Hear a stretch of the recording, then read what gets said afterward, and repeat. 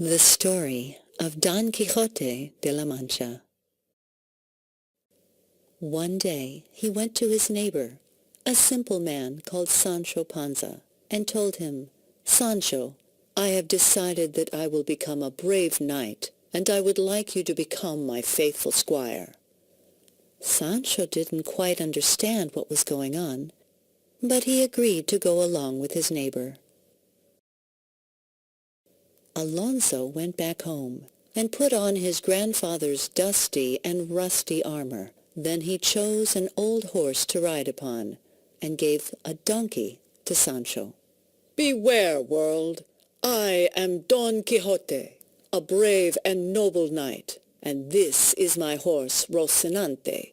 Off we go, Sancho," he said, and they both went riding to a nearby village called El Toboso. As Don Quixote and Sancho Panza proudly rode through the streets of El Toboso, the villagers looked curiously at the two strange characters and wondered who they could be and what they could be doing. Quite unexpectedly, Don Quixote and Sancho rode past a young peasant woman who was working in the fields.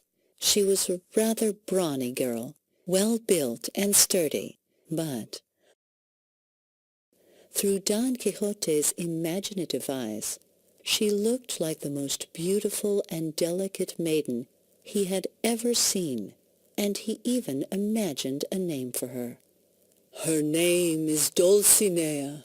Her rank must be at least that of a princess, since she is my queen and lady, and her beauty superhuman, since all the impossible and fanciful attributes of beauty which the poets apply to their ladies are verified in her. For her hairs are gold, her forehead Elysian fields, her eyebrows rainbows, her eyes suns, her cheeks roses, her lips coral, her teeth pearls, her neck alabaster, her bosom marble, her hands ivory, her fairness snow. And what modesty conceals from sight such, I think and imagine as rational reflection can only extol, not compare," he told Sancho. Sancho was confused. "See, Sancho," Don Quixote tells him, "this is our purpose, to protect such a lovely maiden from the dangers of the world." "Don't worry, Dulcinea. Don Quixote is here to fight the bad and wicked," he shouted back as they continued their journey. Don Quixote and Sancho were resting under a tree when suddenly they see a big cloud of dust approaching and hear a loud noise. "Look, Sancho!" shouts Don Quixote. "An enemy army approaches. Give me my lance and shield."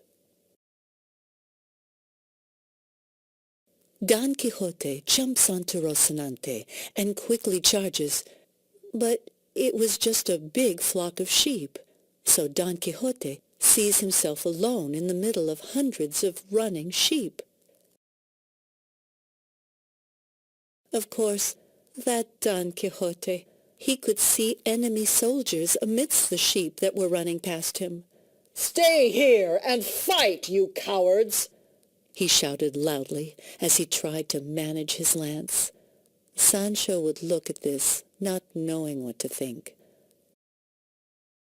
There were so many sheep running that eventually Don Quixote lost his balance and fell from his horse. Sancho ran to help him up.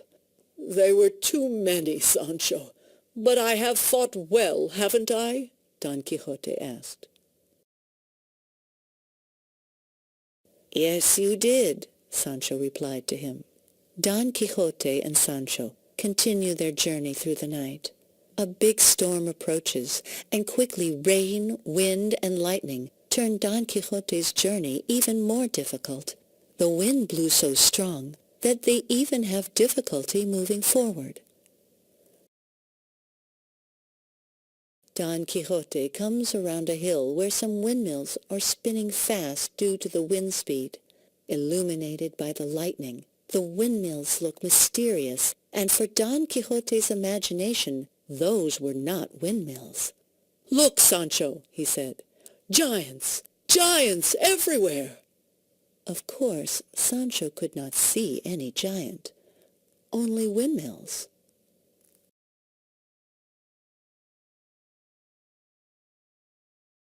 Suddenly, Don Quixote could see Dulcinea being held captive on one of the giant's hands. "Dulcinea! Dulcinea!" he shouted. "I'll come and save you!" And he charged toward the windmill that, for him, was a giant who had captured his love, Dulcinea. "Fear not, Dulcinea! I am coming! Prepare to feel my lance, evil creature!" he said as he prepared to strike.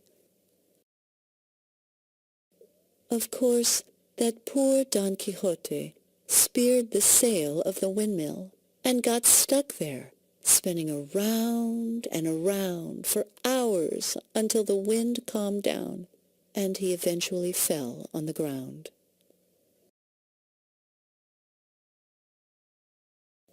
Don Quixote had been defeated. He was beaten and depressed.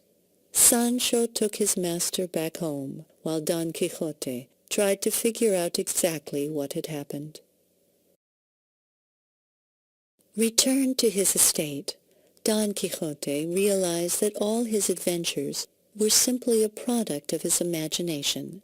Don Quixote never embarrassed himself further by going on any more quests, but his house would always be full of children to whom he would tell the most fantastic stories about knights, squires, and noble quests, and all lived happily together, going on many, many more adventures in their imagination.